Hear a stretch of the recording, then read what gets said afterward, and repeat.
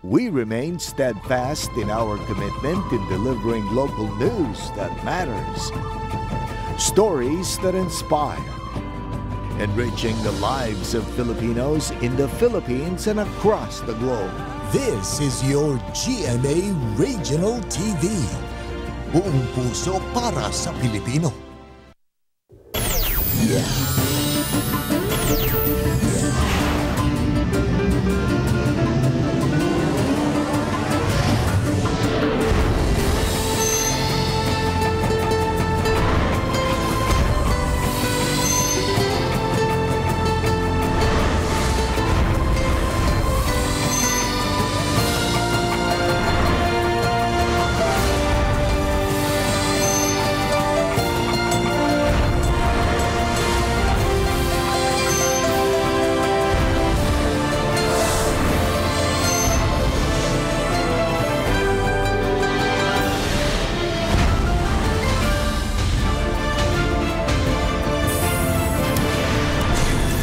Ang GMA Regional TV Balitang Bisdak.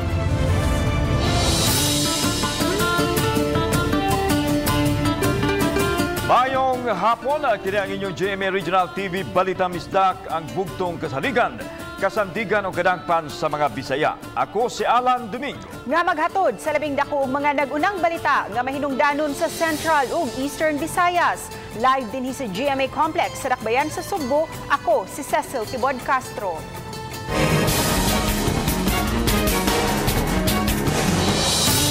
Usa ang lalawigan sa Leyte nga gilampurna sa bagyong Agaton. Tungod sa way huno nga pag-uwan, midahili ang yuta sa barangay Bunga sa Baybay City sa Leyte.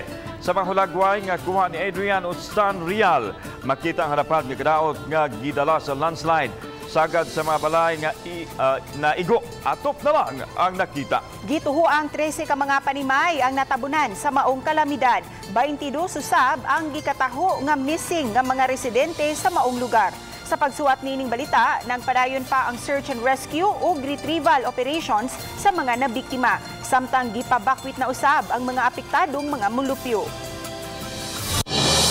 Gisiradaan ang sitio Langoyon, Barangay Manipis, Dakbayan sa Talisay, gikan sa mga sakyanan tungod sa lawom nga mudslide. Apan, dunay mga naglakaw nga mipugos gyud sa paglabang. Ang report ni Femery Dumabok.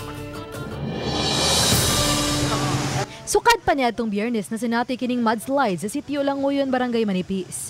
Matag karon og unya, adunay usay masinati nga ginagmay nga mga rockfall. Maong gibarikadahan ang pagtabok sa maong lugar.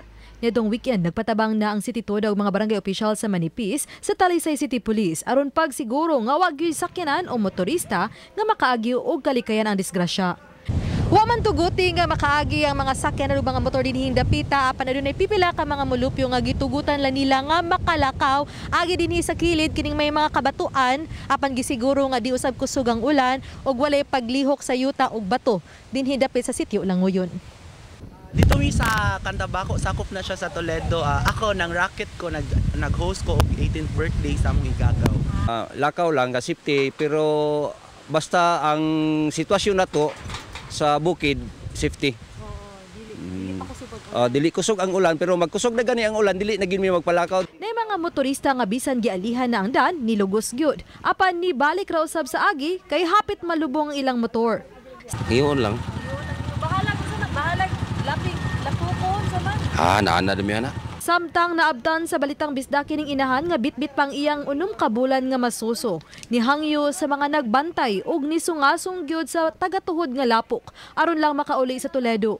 Gitagbo na lang sila sa ubang kawani sa kontraktor nga nagtrabaho sa nadahilian aron pagsiguro nga luwas ang mag-inahan. Naninda.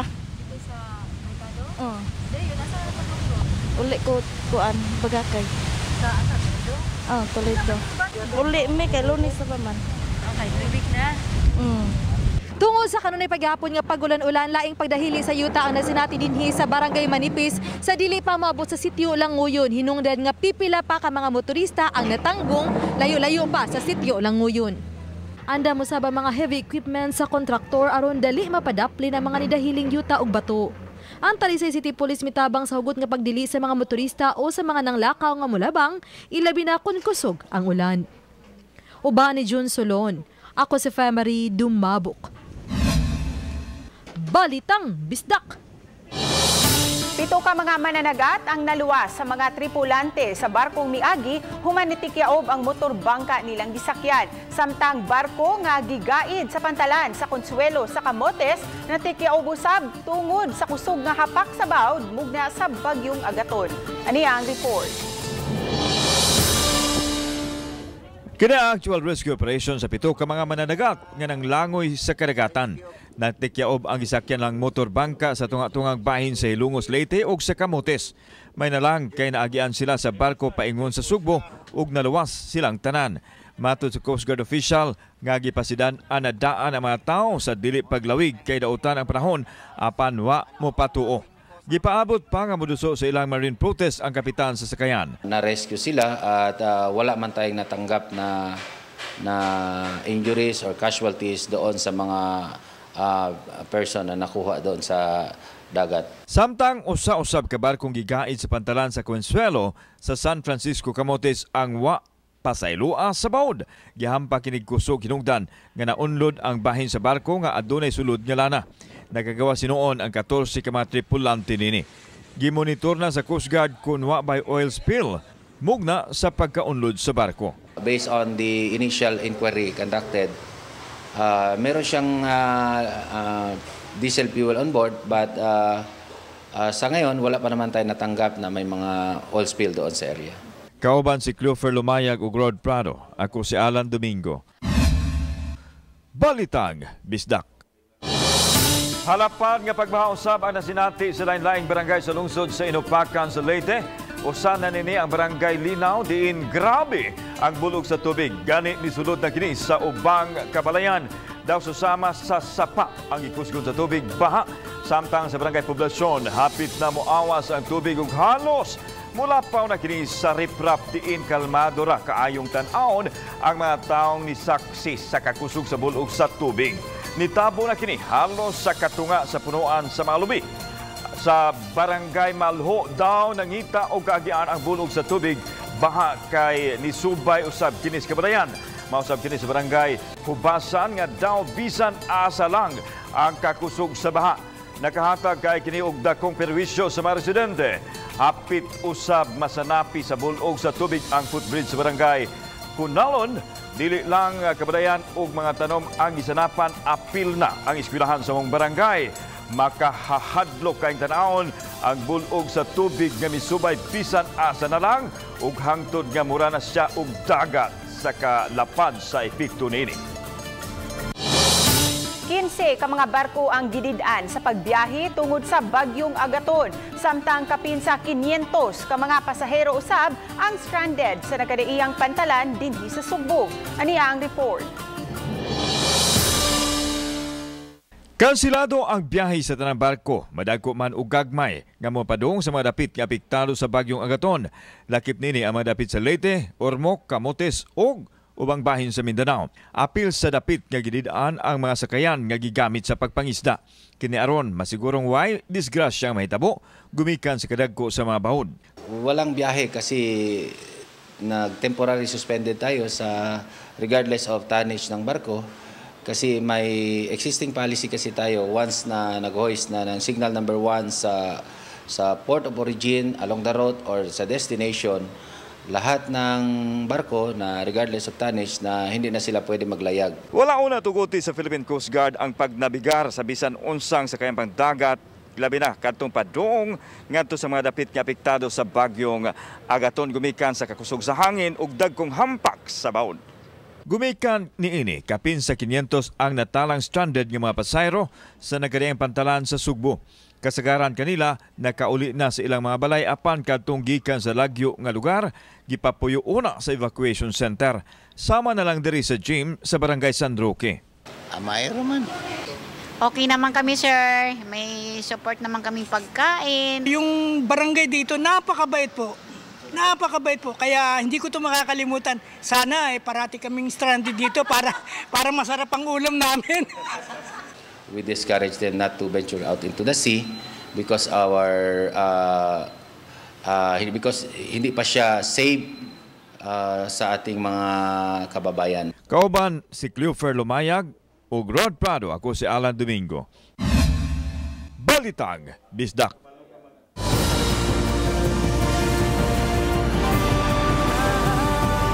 Kini ang GMA Regional TV Balitang Bisdak.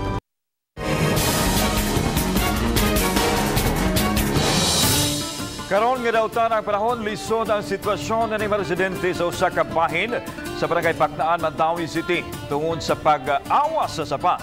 Dunay balsang gigamit, dunay sa uban nga tuyo gyung miubog sa tubig, maabot lang ang ilang mga Pinoy-anan. Anang live report ni Nico Sereno. Nick.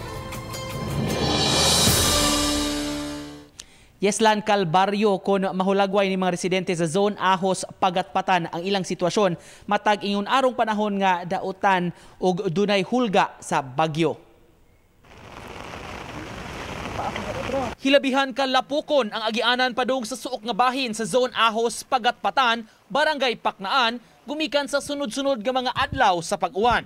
Hagit gyud kuno ang pagpaingon didto matag ingon ini ang panahon. Ang ubang mga residente migamit na lang og floater o daw balsa aron makalabang sa sapa sa Butuanon. Sama kang Noy Leone nga mutabok-tabok sa sapa kay duna siya'y kahayupan sa pikas bahin. Usahay may moapil sa pagsakay sa iyang balsa aron makalabang. Ginani ang baha ang sapa ito stack up. Ya kada kuan baha diri lumos. Oo. Dili basura. Ko lang kinahanglan jud kay mapugos ka gyud. Langoy mga ko maputol ang pisi. Kay manglawag ng baboy diri.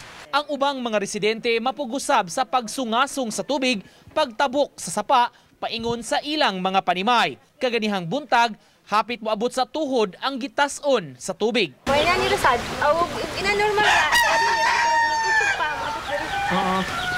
Di mo magpanguyawan basta dautan ang panahon. Kuyawan, pero kami lang ito kanyan. Magbaha man gidari mo, awas.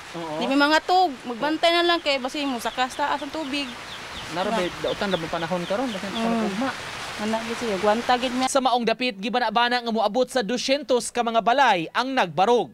Panghinaot sa mga residente nga maabot dinhi sa ilang lugar sa Zone Ahos sa Pagatpatan ang riprap project sa kagamhanan aron nga di na sab sila makasinati sa grabing epekto unya kun taas kaayo ang level sa tubig sa sapa, labi na kun dautan ang panahon og nagsagunson ang pag-uwan-uwan. Ang sitwasyon sa Pagatpatan usa sa hugot nga gimonitor sa taga CDRRMO ni adtong weekend. Higpit sab nila nga gibantayan ang uban nga mga nailang flood-prone areas sa Mandawi, labi na sa komunidad kilid sa kasapaan aron pagsiguro nga walay daotang mahitabo. Ang tubig dihan dapita mosaka tungod kay outfall siya no sa Butuanon River. Gani ang ato ang na-record din nga pagsaka sukad gahapon o gantod sa pagkagabi is kuan ra gyud no kung ibabaw ra gyud gamay sa tuhod.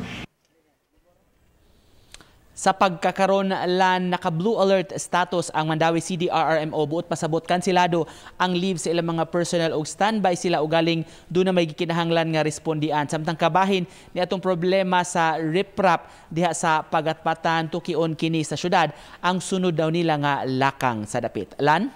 Daghang salamat Nico Sereno.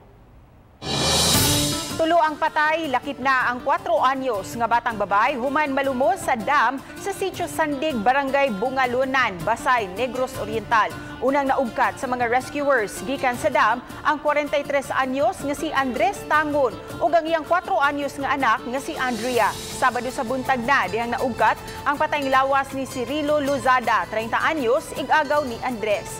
Matud sa DRRMO officer sa Basay nga si Oliver Abing, napugos silang undangon ang rescue and retrieval operation ni atong Biyernes gumikan sa kangit-ngit sa palibot ug sa kakusog usab sa sug sa tubig. Suma sa hepe sa kapulisan sa Basay nga si Police Major Adrian Nalua ang mag-amahang Tangon nangumbira sa Pikas Barrio ug pasado alas 5 na sa hapon dihang namauli agi sa spillway nga nag-uwang sa dam ug sa suba. Sanglit miawas ang spillway, unang gitabok ni Andres ang iyang 5 anyos nga anak, dayon gibalik si Andrea. Apan pag-abot sa tungang bahin sa spillway, na-slide si Andres, nga nagdala kang Andrea, maong nahulog sila sa dam. Gumikan sa nasaksihan, daling miambak si Cirilo sa dam aron luwason ang mag-amahan apan nalumos usab kini. Pahinumdum sa DRMO officer sa Basay, di kayan gayud nga mulabang sa spillway ilabi na kun miawas ang tubig kay siguradong kusog ang sug niini. Ang pag-awas sa tubig nagumikan sa kusog nga uwan dala usab sa bagyong Agaton.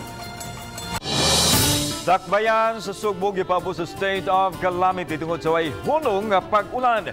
Gisuspenso sa ang klase og trabaho sa public ug private sector. Gubikan sa kahimtang sa panahon. Ano ang report? Walay trabaho sa tanang buhatan sa gobyerno ug pribadong sektor karong adlaw sa Cebu City. Gisuspenso usab ang face-to-face classes sa mga eskwelahan tungod sa epekto sa bagyong Agaton. Ang atong mga quick response team sa atong City Disaster Risk Reduction Management Office are on field and in fact kanunay nagbantay ilabi na sa mga dapit nga kanunay apektado. Samtang ipadayang sa chairman sa Disaster Council Attorney Gerardo Carillo nga posibleng mainat ang suspension sa trabaho og klase kung ugaling mo grabe pa ang uwan nga naghatag og peligro sa kinabuhi sa mga tao.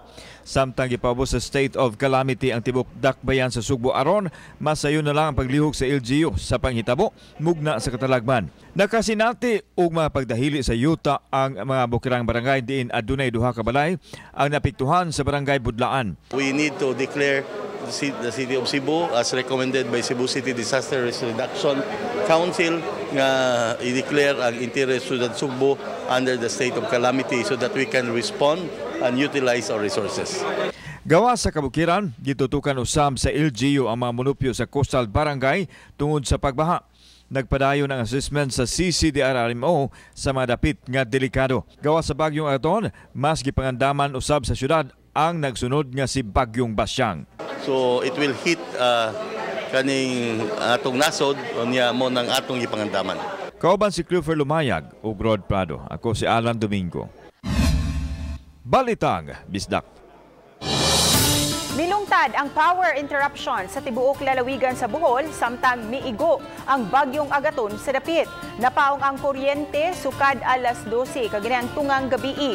Sa Leyte, gikan ang power source sa Bohol. Gipaubo sa storm signal number 1 ang eastern portion sa Bohol. Diin 15 ka mga lungsod ang apektado. Naglakip kini sa Buena Vista, Danao, Dagohoy, Pilar, Dindulman, Kandihay, Mabini, Alicia, Ubay, San Miguel, President Carlos P. Garcia, Trinidad, Bien Unido, Talibon ug Getafe. Sa liwa sa daotang panahon, mga biyahe sa ferryboat nga mulawig padong sa dakbayan sa Sugbo o mga fast craft nga paingon sa isla sa Unango nagpadayon. Si Femari Dumabok sa report. Mingaw og dili ra kay taas ang linya sa mga pasahero gikan sa dakbayan sa Lapu-Lapu paingon sa dakbayan sa Sugbo. Linaw ra ang dagat bisan kun ang tipik nga bahin sa Northern Cebu apektado sa bagyong Agaton. Sa matag karon og unya masinati ang pagtutaligsik. Samtang sa Angasil Port padayon usab ang biyahe sa ferryboat nga mohatod sa mga pasahero paingon sa isla sa Ulango. Wala kayo mga pasahero karong adlaw Lunes Santo nga mipaingon sa isla. Matod ni Imelda Sabanal, cashier sa ferryboat, nga minus lang ang mga pasahero karong adlaw. Subay sa bagyong Agaton nga nasinati karon, nagawas sila kun mopagawas ba og kamanduan ng Coast Guard nga kansilado ang mga biyahe karong adlaw. Samtang way kamanduan, nagpadayon ang ilang biyahe. Uban ni Marlon Milgazo. Ako si Femari Dumabok. Balitang Bisdak.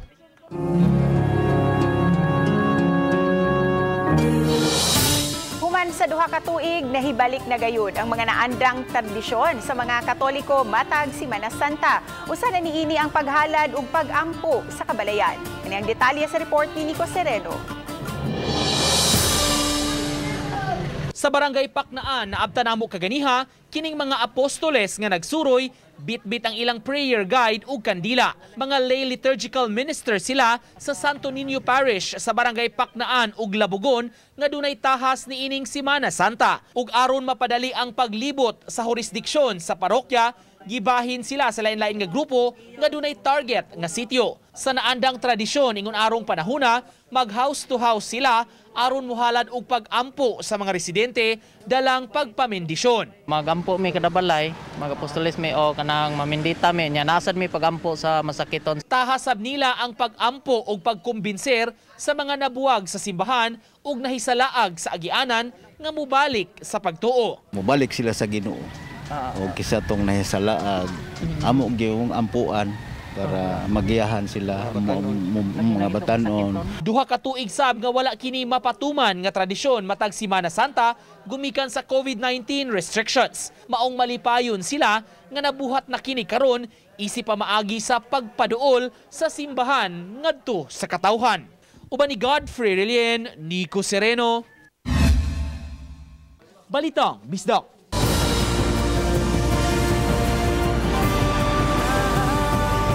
Kini ang GMA Regional TV Balitang Bisdak.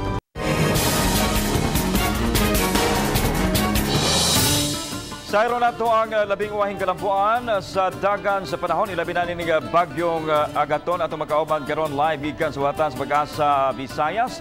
Si Engineer Al Kiblat ang Pangulo sa Pag-asa Visayas. Engineer Kiblat, mayong hapon. Asa naman ang Bagyong Agaton karon?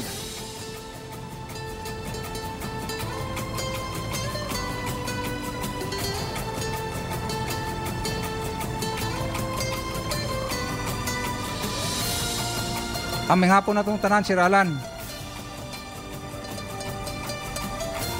Okay, Engineer Kiblat, asa na ang Bagyong Agaton nining mga orasa ug unsa iyang track?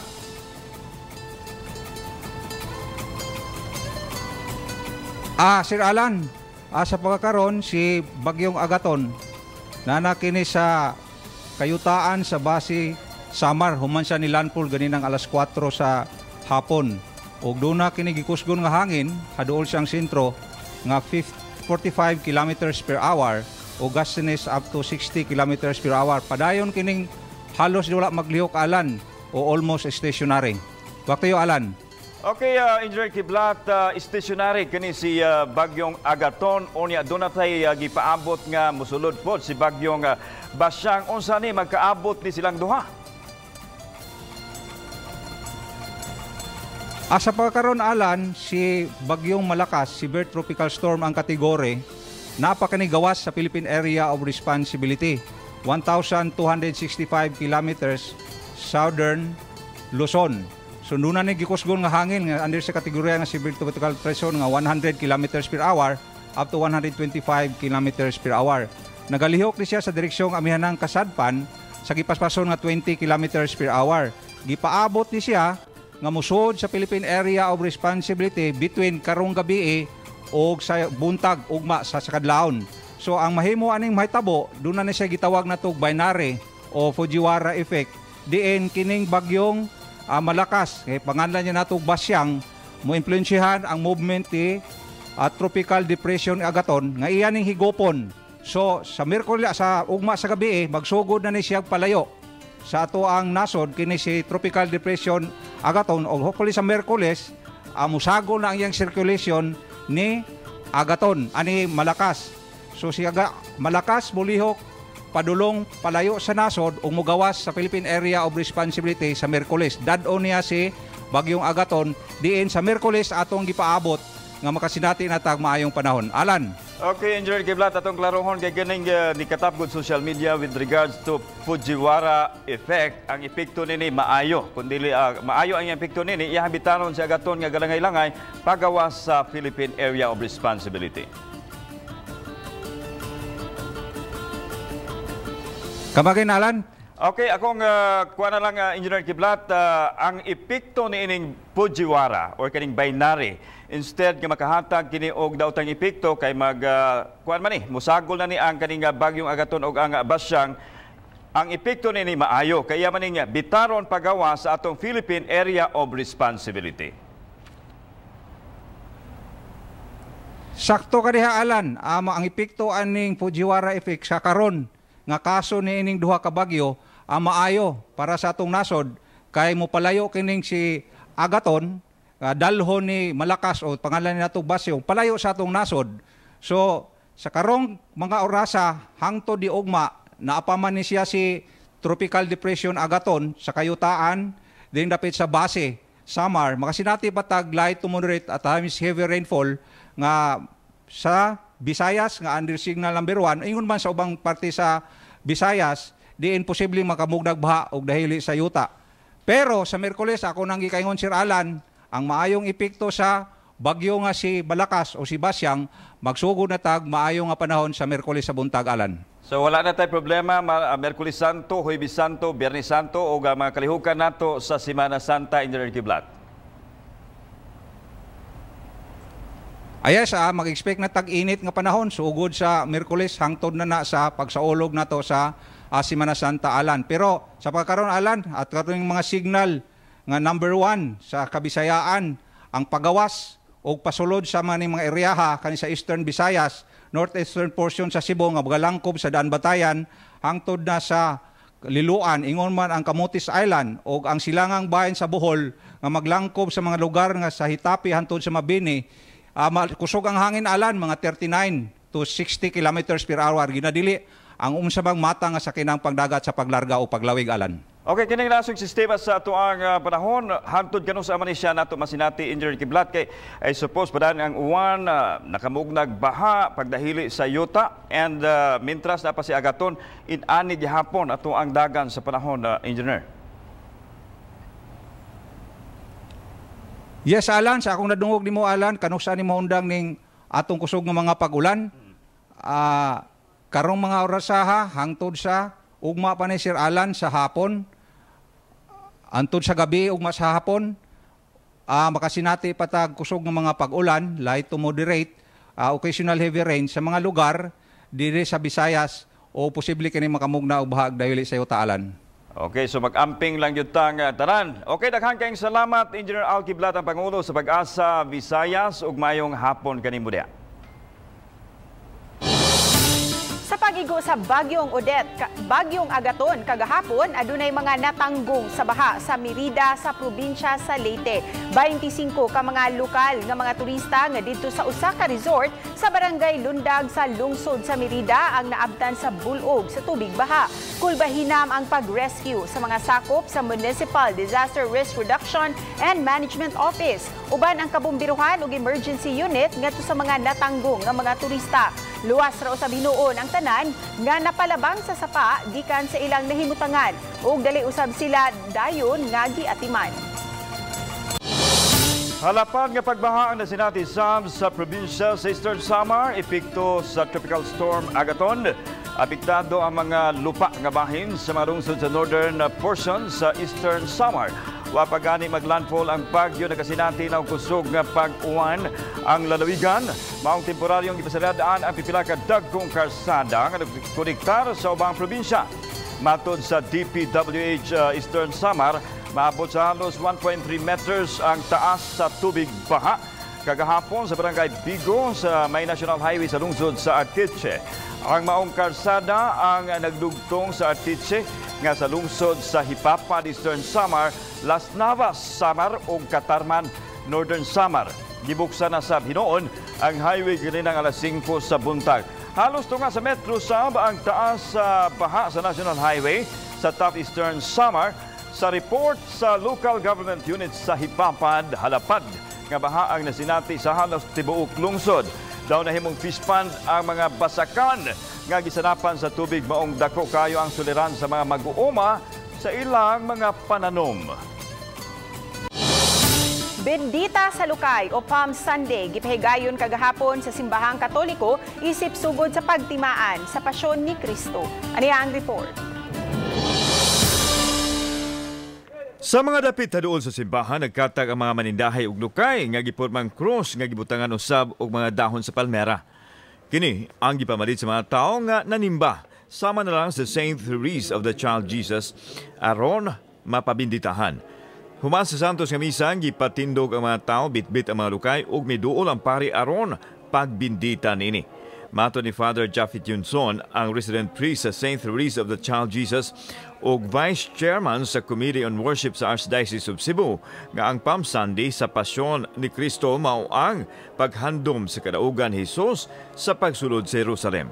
Ang importante kaay nga kahulugan nining ato ang kasaulugan no sa Domingo sa Pasyon sa atong Ginoo mao kini ang iyang victory entrance, the victorious entrance sa atong Ginoong Hesus no dito sa Jerusalem. Diin nga kini nagpadayag umupadayag nga nagsugod na og katumana no ang plano sa ato ang Amahan alang sa pagpanubos sa kanatong mga makasasala. Mausab kini ang paghandom sa sakripisyo ni Hesus aron kita matubos sa sala nga ato nahimo. Samtang gipanag-ingnan sa pari ang gihimo ni Kristo sa kasamtangang panahon diin na sinati nato ang pandemya ug wa niya biyai ang katawhan. Taliwa man sa mga nasinating pagsulay, kanunay ang Ginoo nag-agak sa mga tao. Taliwala sa mga daghang suliran, gipahinumduman kita nga sa atong panaw wala kita mag-inusara. No? Naguna kanato ang atong Ginoo nga manunubos kinsa miantos, kinsa mi pasakit ug kinsa migakos sa kamatayon alang sa ato ang kaluwasan. Samtang nagkadiyang kalihukan ang gikadakdang himuon sa masimbahan ining Semana Santa. Bisan og gitugutan na ang nilawas nga kalihukan apan gipaniguro sa simbahan nga masunod gyapon ang minimum health protocols sama sa pagsulob kanunay sa face mask. Kauban si Cleofer Lumayag ug Rod Prado. Ako si Alan Domingo. Balitang Bisdak.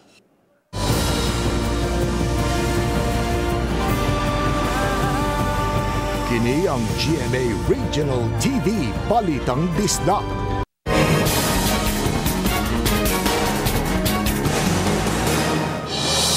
Ikuso-kuso sa bagyong Agaton at sitio Kulo sa barangay Kanipa, sakop gyapon sa Baybay City sa Leyte. Sa post ni Rubilin Nodalovaron, nakasinati og landslide ang maong lugar. Sa walay puwas sa uwan, resulta usab kini sa lapad nga baha. Gani sa maong gihapon nga post na ngayo kini og tabang kay adunay balay sa naanod na nga bulog sa tubig baha. Makita usab ang residente nga grabe kalisod ang sitwasyon samtang nagbagyo. Sa labing uwahing report sa Provincial Disaster Risk Reduction and Management Office sa Leyte, 5 residente sa barangay Kanipa ang missing pa. Bisan dili maayo ang panahon, daghang mga deboto ang midagsa sa St. Joseph the Worker Cathedral sa Tagbilaran City alang sa Holy Mass aron handumon ang Domingo sa Lukay ug gitawag nga Bendita sa Lukay. Magsugod kini sa unang adlaw sa Semana Santa isip simbolo sa malampusong pagsud ni Hesus sa Jerusalem. Sa homily ni Bishop Abet Uy, iyang giaghat ang mga parokyano nga dili ibaligya ang ilang boto aron sa karong umaabot eleksyon. Iyang gipahinumduman ang katawhan kalabot sa kamahinungdanon sa Semana Santa ug dapat itisok sa kasing-kasing ang sakripisyo ug pagmahal ni Hesus. Paguman sa misa, gibinditahan ang dalang mga lukay nga giisa ug giwarawara sa mga deboto. Gisuspenso ang klase sa mga pampublikong tunghaan sa dakbayan sa Talisay ug ang mga transaksyon sa Talisay City Hall. Nining adlaw kini bisan kun wa marekip sa storm signal number 1 ang syudad. Sa pahibaw ni Talisay City Mayor Samsam Gulya sa social media, nasabutan nila sa kadaguan sa Department of Education Talisay Division nga dili risko ang karawasan sa mga magtutudlo ug mga tinun-an nga nagpahigayon sa limited face-to-face classes. Samtang aksyon agad team, City Disaster Team o ubang frontliners sa City Hall nakaandam na sa posibleng epekto sa bagyo. Sa report nga gipadangat ni CCDRNC Chief Alvin Santillana, nakasaka man ang tubig sa paapan, wala kini nakahatag og peligro. Sa Albuera, Leyte, may awas ang usa sa dakong suba sa Sibugay River. Nunot niini nakamugna usab og halapad nga pagbaha ngadto sa pipila ka mga barangay. Gilinupan ang pipila ka mga panimay sa barangay San Pedro. Ang pagsud sa tubig baha sa mga balay nakahasol kaayo sa mga residente. Grabe usab kaayo ang epekto sa bagyong Agaton kay tungod sa kakusog sa paghapak sa bawd gikan sa dagat, napadpad ang usa ka barko ngadto na sa sapa sa Sibugay. Hinuon maagian raman ang taytayan ug walay gikataho nga naangol o nangaunsa sa lungsod sa Albuera tungod sa bagyo. Kini gawas lang sa danyos mugna sa baha. Grupo sa mga batanon sa Simbahan nagtanyag og serbisyo sa mga botante mangita silang presinto sa maabot nga eleksyon sama sa gihimo sa Pastoral Youth sa St. Therese of the Child Jesus sa Barangay Lahong nga pinaagi sa pakikadayon sa Sisimpel ug sa Comelec. Mamahimong masayra na daan ang numero sa presento sa mga botante. Gitumong kini aron sayo na lang og mahimong moderisyo na ang mga botante silang tagsa-tagsa ka presinto inig abot na sa adlaw sa piniliay. Ang purpose ani sir kay to guide our voters on which polling precincts kaasa sila mo vote. At the same time, we started earlier this time because we wanted to lessen the number of people who will also look for their polling precincts.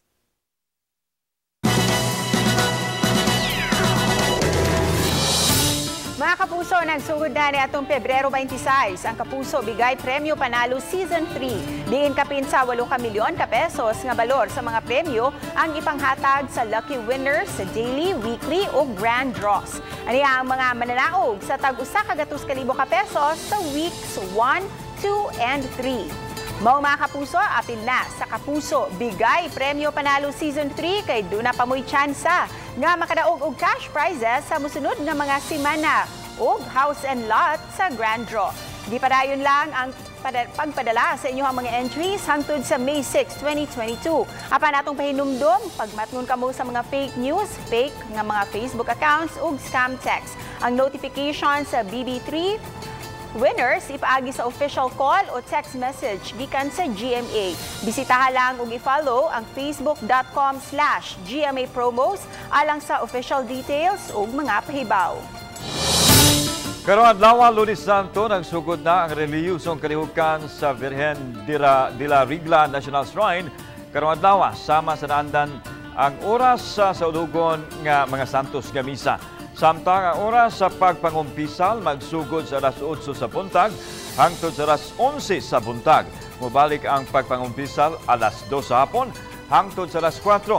Gipahibaw usab sa taga VDR nga may pagpangumpisal usab alas 7:30 sa gabi hangtod sa alas 9 aron mahatagan og gigayon ang mga nagtrabaho nga makaduol sa sakramento sa pakighiuli.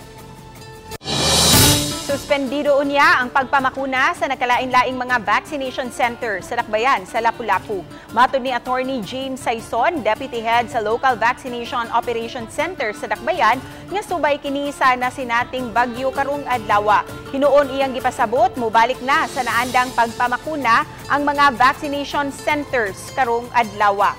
Samtang naghugup usab ang mga department heads, lakip na ang mga opisyal sa Lapu-Lapu City Health Office alang sa Seal of Good Local Governance Assessment.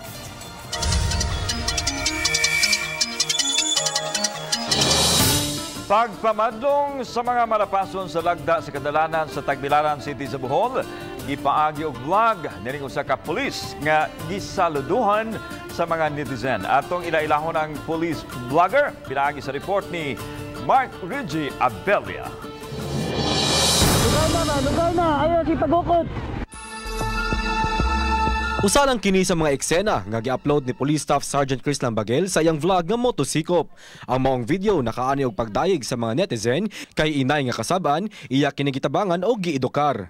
Si Bagel, sakop sa Motorcycle Anti-Street Crime Cooperative sa Bohol, kansang tahas maong pag-roving sa kadalanan aron sa pagpakgang sa kriminalidad.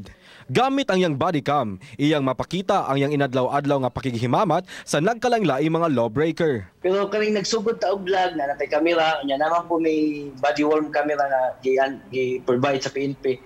So gamit po kayo siya, at least ang tao murag mataha na pud bitaw nga bastuson ka or mas maayo nga respetuhon ka. Risgo man ang ilang trabaho apan hangyo niya sa katawhan. Siyempre nagiubal nga siguro makita ta sa balita nga daot nga ni daot ang PNP, pero kami gibuhat na mo ang trabaho namo. Ang pinaka-importante lang gid is tabangan mi ninyo. Usalang si Police Staff Sergeant Bagel sa mga pulis nga gustong papason ang bati nga imahe sa kapulisan sa publiko nga ilang gialagaran. Ang iyang determinasyon o simpatiya sa katawhan ang angayan lang natong sundon sa uban. Kauban si Clans Gabutin, ako si Marco Giabelia. Balitang Bisdak. Daghang salamat sa mga kapuso nato apil na sa gawas sa nasod nga nakisayod sa mga dagko o mga nag-unang balita sa rehiyon. o gikan din sa Central ug Eastern Visayas. Ako si Alan Domingo. Ang inyong balita, ang among balita, kay matag lokal nga balita mahinungdanon. Kini ang inyong GMA Regional TV, Balitang Bisdak. Buong puso para sa Pilipino. Ako si Cecil Kibod Castro ug mayong hapon mga kapuso.